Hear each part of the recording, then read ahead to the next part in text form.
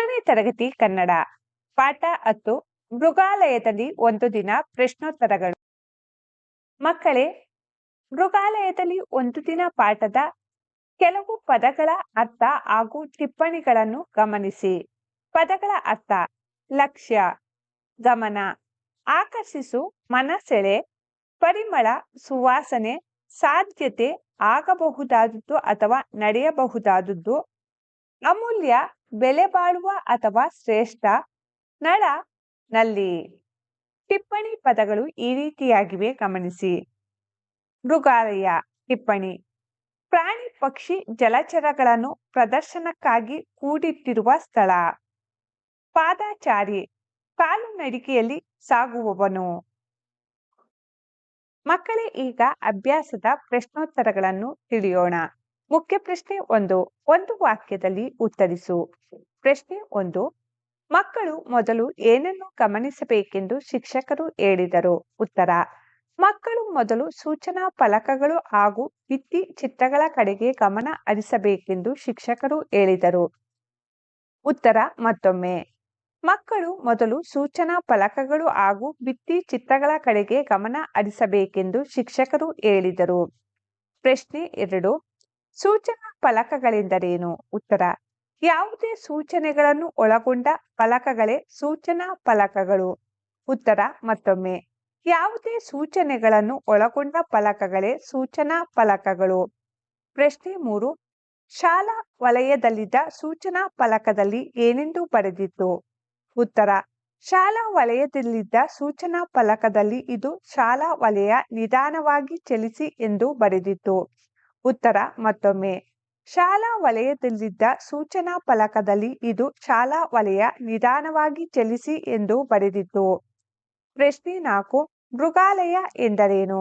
ಉತ್ತರ: ಪ್ರಾಣಿ ಪಕ್ಷಿ ಹಾವುಗಳನ್ನು ಪ್ರದರ್ಶನಕ್ಕಾಗಿ ಕೂಡಿಟ್ಟಿರುವ ಸ್ಥಳಕ್ಕೆ ಮೃಗಾಲಯ ಎನ್ನುವರು. ಉತ್ತರ ಮತ್ತೊಮ್ಮೆ: ಪ್ರಾಣಿ ಪಕ್ಷಿ ಹಾವುಗಳನ್ನು ಪ್ರದರ್ಶನಕ್ಕಾಗಿ ಕೂಡಿಟ್ಟಿರುವ ಸ್ಥಳಕ್ಕೆ ಮೃಗಾಲಯ ಎನ್ನುವರು. ಮುಖ್ಯ ಪ್ರಶ್ನೆ 2. 2 ಅಥವಾ 3 ವಾಕ್ಯಗಳಲ್ಲಿ ಉತ್ತರಿಸು. ಪ್ರಶ್ನೆ 1. ಸೂಚನಾ ಫಲಕಗಳನ್ನು ಏಕೆ ಹಾಕುತ್ತಾರೆ? ಉತ್ತರ: ಜನರಿಗೆ ಸುತ್ತಮುತ್ತಲಿನ ಸ್ಥಳ, ವಸ್ತು ಅಥವಾ ವಿಷಯದ ಬಗ್ಗೆ ಮಾಹಿತಿಯನ್ನು ನೀಡಲು ಸೂಚನಾ ಫಲಕವನ್ನು ಹಾಕುತ್ತಾರೆ. ಉತ್ತರ ಮತ್ತೊಮ್ಮೆ: ಜನರಿಗೆ ಸುತ್ತಮುತ್ತಲಿನ ಸ್ಥಳ, ವಸ್ತು ಅಥವಾ ವಿಷಯದ ಬಗ್ಗೆ ಮಾಹಿತಿಯನ್ನು ನೀಡಲು ಸೂಚನಾ ಫಲಕವನ್ನು ಹಾಕುತ್ತಾರೆ. ಪ್ರಶ್ನೆ 2. ಭಿತ್ತಿ ಪತ್ರದ ಕುರಿತು ಬರೆಯಿರಿ. ಉತ್ತರ: ಗೋಡೆಗೆ ಅಂಟಿಸುವ ಪತ್ರಗಳೇ ಭಿತ್ತಿ ಪತ್ರಗಳು. ಅವು ದೊಡ್ಡದಾಗಿದ್ದು ಸಂದೇಶವನ್ನು ಸ್ಪಷ್ಟವಾಗಿ ಹಾಗೂ ಆಕರ್ಷಕವಾಗಿ ನಮಗೆ ತಿಳಿಸುತ್ತವೆ. ಅಲ್ಲದೆ ಕೆಲವೊಂದು ಭಿತ್ತಿ ಪತ್ರಗಳು ಚಿತ್ರದೊಂದಿಗೆ ಕೂಡ ಇರುತ್ತವೆ. ಉತ್ತರ ಮತ್ತೊಮ್ಮೆ: ಗೋಡೆಗೆ ಅಂಟಿಸುವ ಪತ್ರಗಳೇ ಭಿತ್ತಿ ಪತ್ರಗಳು. ಅವು ದೊಡ್ಡದಾಗಿದ್ದು ಸಂದೇಶವನ್ನು ಸ್ಪಷ್ಟವಾಗಿ ಹಾಗೂ ಆಕರ್ಷಕವಾಗಿ ನಮಗೆ ತಿಳಿಸುತ್ತವೆ. ಅಲ್ಲದೆ ಕೆಲವೊಂದು ಭಿತ್ತಿ ಪತ್ರಗಳು ಚಿತ್ರದೊಂದಿಗೆ ಕೂಡ ಇರುತ್ತವೆ. ಪ್ರಶ್ನೆ 3. ನೀರನ್ನು ಮಿತವಾಗಿ ಬಳಸಬೇಕು ಏಕೆ? ಉತ್ತರ: ನೀರು ಅಮೂಲ್ಯವಾದುದು. ನೀರಿಲ್ಲದೆ ನಾವು ಬದುಕಲು ಸಾಧ್ಯವಿಲ್ಲ. ಆದ್ದರಿಂದ ನೀರನ್ನು ಮಿತವಾಗಿ ಬಳಸಬೇಕು. ಉತ್ತರ ಮತ್ತೊಮ್ಮೆ: ನೀರು ಅಮೂಲ್ಯವಾದುದು. ನೀರಿಲ್ಲದೆ ನಾವು ಬದುಕಲು ಸಾಧ್ಯವಿಲ್ಲ. ಆದ್ದರಿಂದ ನೀರನ್ನು ಮಿತವಾಗಿ ಬಳಸಬೇಕು. ಪ್ರಶ್ನೆ 4. ಮೃಗಾಲಯದಲ್ಲಿ ನಾವು ಪ್ರಾಣಿಗಳಿಗೆ ಏಕೆ ತಿಂಡಿ ತಿನಿಸು ಕೊಡಬಾರದು? ಉತ್ತರ: ಮೃಗಾಲಯದಲ್ಲಿ ನಾವು ಪ್ರಾಣಿಗಳಿಗೆ ತಿಂಡಿ ತಿನಿಸು ಕೊಡಬಾರದು ಏಕೆಂದರೆ ಮೃಗಾಲಯದಲ್ಲಿ ಪ್ರಾಣಿಗಳನ್ನು ನೋಡಿಕೊಳ್ಳುವವರೇ ಅವುಗಳಿಗೆ ಸಾಕಷ್ಟು ಆಹಾರವನ್ನು ಕೊಡುತ್ತಾರೆ. ಪ್ರಾಣಿಗಳನ್ನು ನೋಡಲು ಬರುವ ಎಲ್ಲರೂ ಅವುಗಳಿಗೆ ಆಹಾರ ಕೊಡುತ್ತಾ ಹೋದರೆ ಅವುಗಳ ಆರೋಗ್ಯ ಕೆಡಬಹುದು. ಉತ್ತರ ಮತ್ತೊಮ್ಮೆ: ಮೃಗಾಲಯದಲ್ಲಿ ನಾವು ಪ್ರಾಣಿಗಳಿಗೆ ತಿಂಡಿ ತಿನಿಸು ಕೊಡಬಾರದು ಏಕೆಂದರೆ ಮೃಗಾಲಯದಲ್ಲಿ ಪ್ರಾಣಿಗಳನ್ನು ನೋಡಿಕೊಳ್ಳುವವರೇ ಅವುಗಳಿಗೆ ಸಾಕಷ್ಟು ಆಹಾರವನ್ನು ಕೊಡುತ್ತಾರೆ. ಪ್ರಾಣಿಗಳನ್ನು ನೋಡಲು ಬರುವ ಎಲ್ಲರೂ ಅವುಗಳಿಗೆ ಆಹಾರ ಕೊಡುತ್ತಾ ಹೋದರೆ ಅವುಗಳ ಆರೋಗ್ಯ ಕೆಡಬಹುದು. ಪ್ರಶ್ನೆ 5. ನೀನು ಇಷ್ಟಪಟ್ಟ ಒಂದು ಸೂಚನಾ ಫಲಕ ಯಾವುದು ಏಕೆ? ಉತ್ತರ: ನೀರು ಅಮೂಲ್ಯವಾದುದು. ಮಿತವಾಗಿ ಬಳಸಿ. ಇದು ನಾನು ಇಷ್ಟಪಟ್ಟ ಸೂಚನಾ ಫಲಕ ಏಕೆಂದರೆ ನೀರು ಎಲ್ಲರಿಗೂ ಅತ್ಯವಶ್ಯಕ. ನಾವು ನೀರನ್ನು ವಿನಾಕಾರಣ ಪೋಲು ಮಾಡದೆ ಮಿತವಾಗಿ ಬಳಸಿದರೆ ಮತ್ತು ನೀರನ್ನು ಸಂಗ್ರಹಿಸಿದರೆ ಮುಂದಿನ ಪೀಳಿಗೆಗೆ ಅನುಕೂಲವಾಗುತ್ತದೆ. ಉತ್ತರ ಮತ್ತೊಮ್ಮೆ, ನೀರು ಅಮೂಲ್ಯವಾದುದು. ಮಿತವಾಗಿ ಬಳಸಿ. ಇದು ನಾನು ಇಷ್ಟಪಟ್ಟ ಸೂಚನಾ ಫಲಕ, ಏಕೆಂದರೆ ನೀರು ಎಲ್ಲರಿಗೂ ಅತ್ಯವಶ್ಯಕ. ನಾವು ನೀರನ್ನು ವಿನಾಕಾರಣ ಪೋಲು ಮಾಡದೆ ಮಿತವಾಗಿ ಬಳಸಿದರೆ ಮತ್ತು ನೀರನ್ನು ಸಂಗ್ರಹಿಸಿದರೆ ಮುಂದಿನ ಪೀಳಿಗೆಗೆ ಅನುಕೂಲವಾಗುತ್ತದೆ. ಮುಖ್ಯ ಪ್ರಶ್ನೆ 3. ಕೆಳಗಿನ ಪದಗಳನ್ನು ಬಳಸಿಕೊಂಡು ಸ್ವಂತ ವಾಕ್ಯ ರಚಿಸು. 1. ಫಲಕ. ಉದ್ಯಾನವನದಲ್ಲಿ ಸೂಚನಾ ಫಲಕಗಳನ್ನು ಹಾಕಿರುತ್ತಾರೆ. 2. ಗಮನ. ಶಾಲೆಯಲ್ಲಿ ಶಿಕ್ಷಕರು ಹೇಳಿಕೊಡುವ ಪಾಠದ ಕಡೆಗೆ ಗಮನ ವಹಿಸಬೇಕು. 3. ಪರಿಮಳ.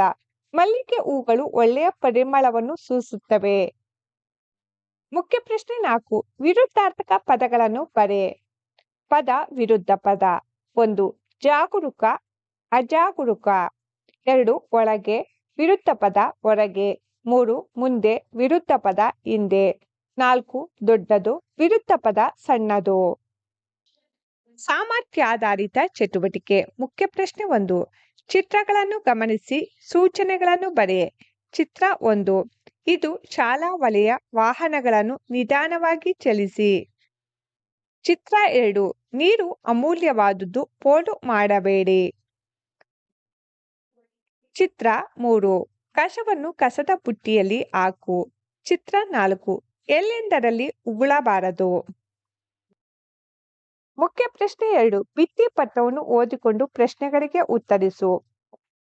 ಭಿತ್ತಿ ಪತ್ರ ಈ ರೀತಿಯಾಗಿದೆ, ಗಮನಿಸಿ ಮಕ್ಕಳೇ. ಭಿತ್ತಿ ಪತ್ರಕ್ಕೆ ಸಂಬಂಧಿಸಿದ ಪ್ರಶ್ನೋತ್ತರಗಳು. ಪ್ರಶ್ನೆ 1. ಇದು ಯಾವುದರ ಭಿತ್ತಿ ಪತ್ರ?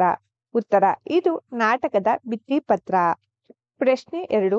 ಯಾವ ನಾಟಕ ಬಳಗದವರು ನಾಟಕವನ್ನು ಆಡಿ ತೋರಿಸಲಿದ್ದಾರೆ? ಉತ್ತರ: ಅನನ್ಯ ಚಿನ್ನದ ನಾಟಕ ಬಳಗದವರು ನಾಟಕವನ್ನು ಆಡಿ ತೋರಿಸಲಿದ್ದಾರೆ. ಪ್ರಶ್ನೆ 3. ನಾಟಕದ ಹೆಸರೇನು? ಉತ್ತರ: ನಾಟಕದ ಹೆಸರು ಗುಡುಗುಡು ಗುಮ್ಮಟ ದೇವರು. ಪ್ರಶ್ನೆ 4.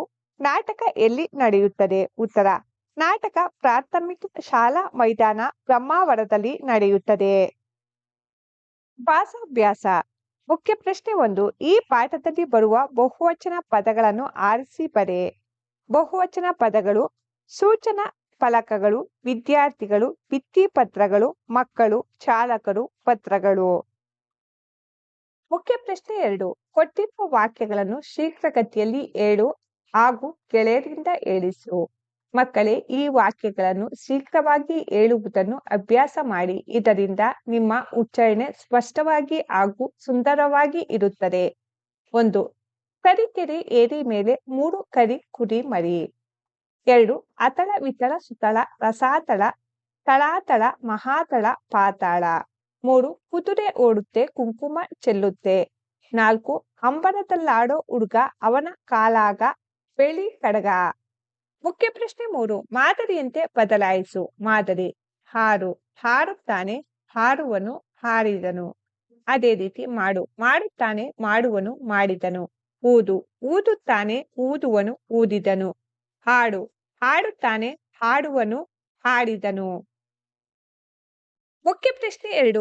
ಮಾದರಿ ವಾಕ್ಯಗಳನ್ನು ಗಮನಿಸಿ ನೀಡಿರುವ ಶಬ್ದಗಳಿಗೆ ವಾಕ್ಯಗಳನ್ನು ಬರೆ.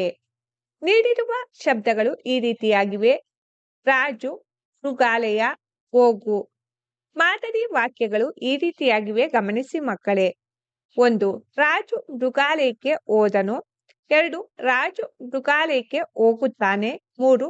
ರಾಜು ಮೃಗಾಲಯಕ್ಕೆ ಹೋಗುವನು. ಅದೇ ರೀತಿ ನೀಡಿರುವ ಶಬ್ದಗಳು ಈ ರೀತಿಯಾಗಿವೆ: ರಾಮ ಹಣ್ಣನ್ನು ತಿನ್ನು. ರಚಿಸಿರುವ ವಾಕ್ಯಗಳು ಈ ರೀತಿಯಾಗಿದೆ, ಗಮನಿಸಿ ಮಕ್ಕಳೇ. ರಾಮ ಹಣ್ಣನ್ನು ತಿಂದನು. ರಾಮ ಹಣ್ಣನ್ನು ತಿನ್ನುತ್ತಾನೆ. ರಾಮ ಹಣ್ಣನ್ನು ತಿನ್ನುವನು. ಭಾಷಾ ಚಟುವಟಿಕೆ. ಮುಖ್ಯ ಪ್ರಶ್ನೆ 1. ಆವರಣದಲ್ಲಿರುವ ಪದಗಳಿಂದ ಸೂಕ್ತ ಪದ ಆಯ್ದು ವಾಕ್ಯ ಪೂರ್ಣಗೊಳಿಸು. 1. ಅನ್ನ ಮಾಡಲು ಡ್ಯಾಸ್ ಬೇಕು. ಉತ್ತರ: ಅಕ್ಕಿ. 2. ಗೋಡೆಗಳ ಮೇಲೆ ಡ್ಯಾಸ್ಗಳು ಲೊಚ್ಚಗುಡುತ್ತವೆ. ಉತ್ತರ: ಹಲ್ಲಿ. 3. ದನಗಳನ್ನು ಕಟ್ಟಲು ಡ್ಯಾಸ್ ಬಳಸುತ್ತಾರೆ. ಉತ್ತರ: ಹಗ್ಗ. 4. 5ರ ಅನಂತರದ ಸಂಖ್ಯೆ ಡ್ಯಾಸ್. ಉತ್ತರ: 6. ಮುಖ್ಯ ಪ್ರಶ್ನೆ 2. ಕೆಳಗೆ ನೀಡಿರುವ ಅಕ್ಷರಗಳನ್ನು ಸರಿಯಾದ ಕ್ರಮದಲ್ಲಿ ಜೋಡಿಸಿ ಅರ್ಥಪೂರ್ಣ ಪದ ರಚಿಸು. ಉದಾಹರಣೆಗೆ ಮೃಗಾಲಯ. 1. ಈ ಅಕ್ಷರಗಳ ಸರಿಯಾದ ಕ್ರಮ ಭಿತ್ತಿಪತ್ರ. 2. ಈ ಅಕ್ಷರಗಳ ಸರಿಯಾದ ಕ್ರಮ ಸೂಚನಾ ಫಲಕ. 3. ಶಾಲಾ ವಲಯ. 4. ತಿಂಡಿ ತಿನಿಸು. 5. ಹಾಸ್ಯಭರಿತ.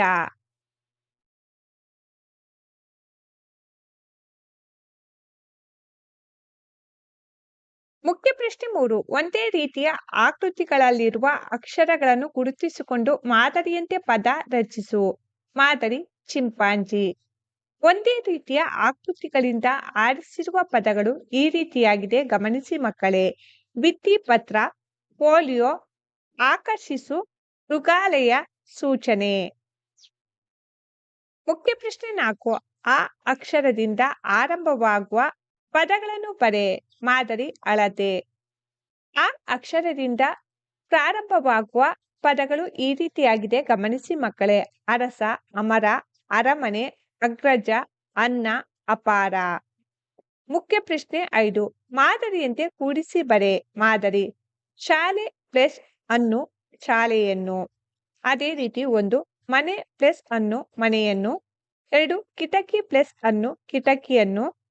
3. ಚಾಪೆ ಪ್ಲಸ್ ಅನ್ನು, ಚಾಪೆಯನ್ನು. 4. ರಸ್ತೆ ಪ್ಲಸ್ ಅನ್ನು, ರಸ್ತೆಯನ್ನು. 5. ಪಕ್ಷಿ ಪ್ಲಸ್ ಅನ್ನು, ಪಕ್ಷಿಯನ್ನು.